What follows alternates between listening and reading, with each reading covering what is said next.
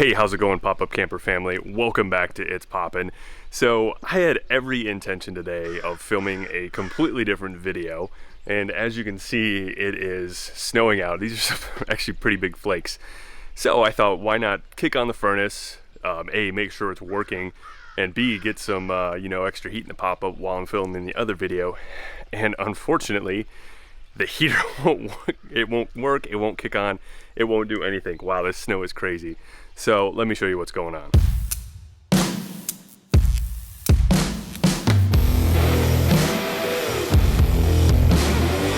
So before I even turned on the camera, as far as the propane is concerned, we have two tanks, and both of them are nearly full. But what I also did is I disconnected the pigtails just to make sure that the lines weren't frozen, because if you turn on your propane too quickly, if you open that nozzle too quickly, the propane lines can essentially freeze, not in the literal sense, but your propane won't work. So I made sure that those were good to go.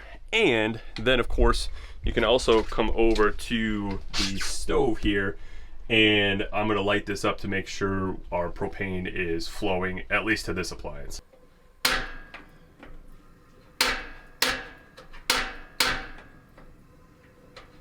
So as you can see, propane doesn't seem to be the problem. Our stove is working just fine.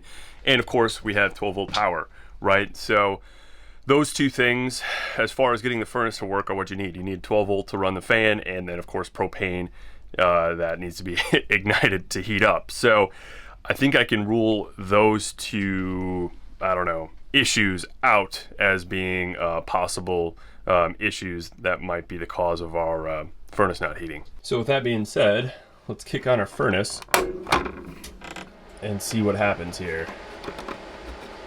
So I can feel cold air blowing, and I'm sorry if it's blowing into the mic.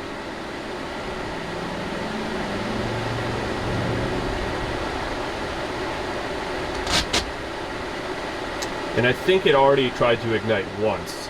We still have cold air blowing. There's the second time. Still nothing.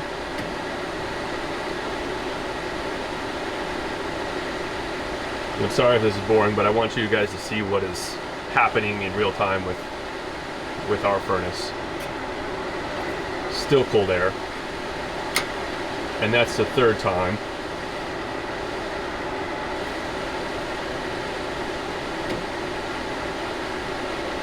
And if it repeats what it's been doing, it'll go into a fail-safe mode and turn off.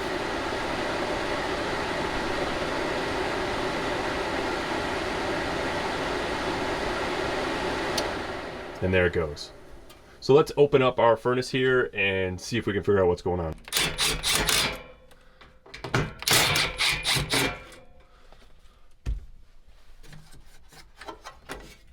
So right off the bat, I can see that the control board is flashing 3 lights, which means we have an ignition lockout. So what I'm going to do is I'm going to pull off the control board here, and ours, by the way, which is an Atwood 7916-2, I guess, just comes off with these 1/4" and or flathead screws here.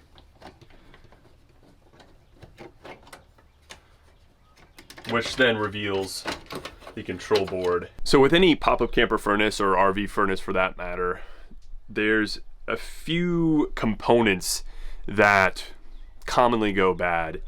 And in our situation, the first one that I want to check is the high temp limit switch, which essentially is just a switch within the circuitry that rests kind of inside the combustion chamber, and once it reaches a certain temperature, it will signal the furnace to kick off but keep the blower going so that you don't waste that heat.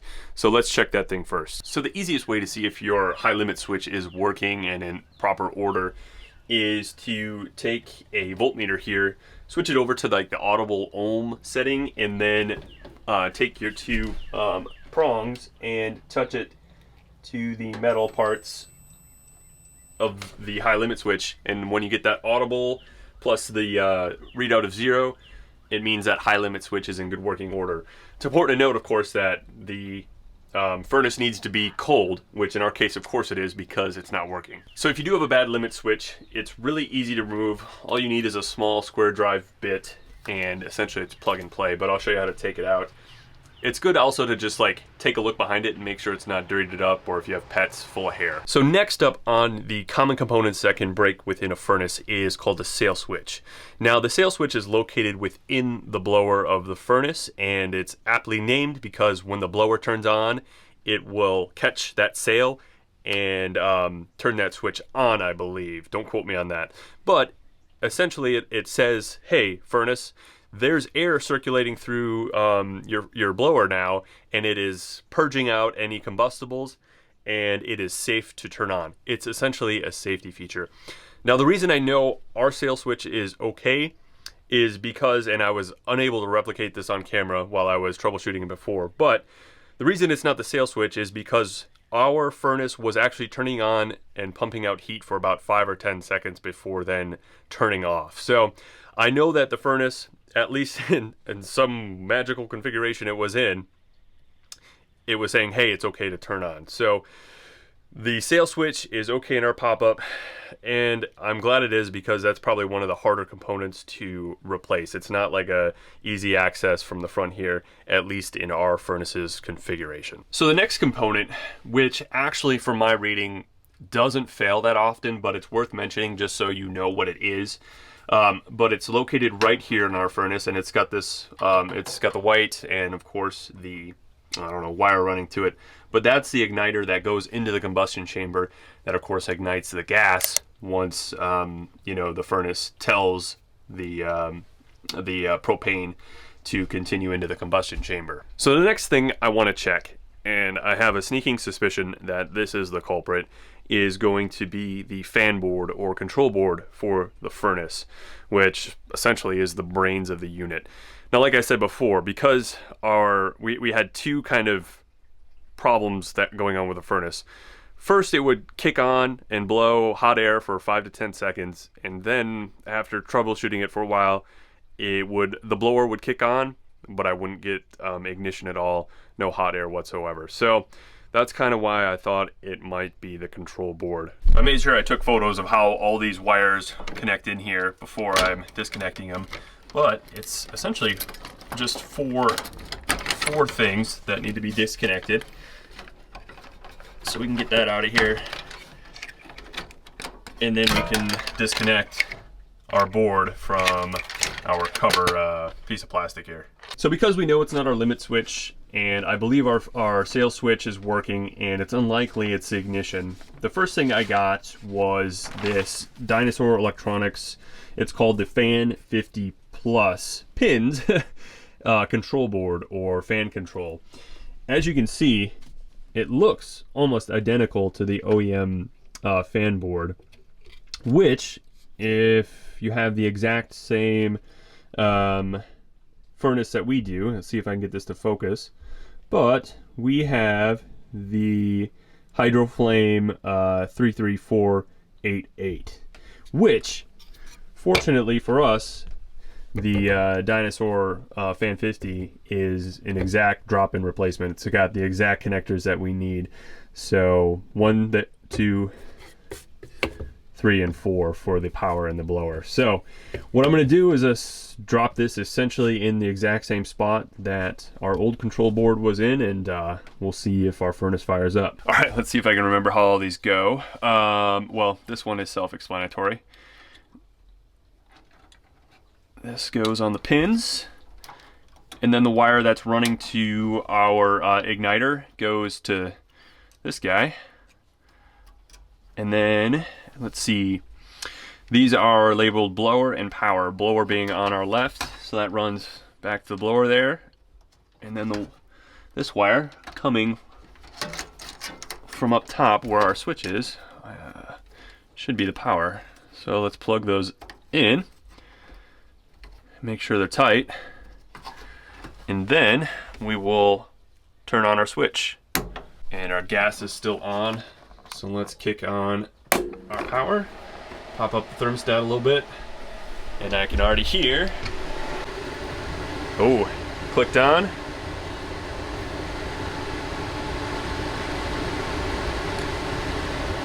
Still cold air. That light was green and then it went to red, which is interesting. So hopefully this works. So I can already feel it's getting warmer. And sorry guys, hopefully the blower isn't blowing right in the microphone, but it's the nature of a furnace, right? This just feels good because it's cold out. So while I'm buttoning this furnace back up, there's one thing worth mentioning, and that's the fact that our furnace here does not have a time delay relay, which is what's responsible in some older furnaces for essentially turning on the blower and purging the any combustibles out of the chamber before trying to ignite. And that's normally located kind of on the right hand side of the furnace, but it totally depends on model, right? But the cool thing is that this control board, if that's what goes out, is also compatible with those furnaces with the time delay relay switch. But that is another common component that can fail, so that's something to also look into if you're trying to troubleshoot your specific furnace. And the way you know that if your time delay relay switch is not working is if the blower doesn't turn on whatsoever. So if you definitely have power going, and I would say if your thermostat is working properly and it's sending power to your furnace, that's one thing to look into if that blower isn't kicking on at all. So with all that being said, I think it's also important to check the obvious but yet not so obvious components of your pop-up that make your furnace run. Like I said before, propane. Is your, for example, gas stove working? If that's working, well, it's probably not your propane, right? But if it is, you got to kind of go back down the line all the way to your tanks, your lines, your regulators, etc. Next up, what about 12 volt power? Without 12 volt power, your furnace isn't going to kick on, the control board's not going to work, your blower's not going to work. So are your overhead lights working? Are fans working? Things like that. If they are, great. But is the furnace itself getting power? Two things that will send power to your furnace. A, the thermostat. Is that working properly? Are the low voltage wires connected in, etc., etc.?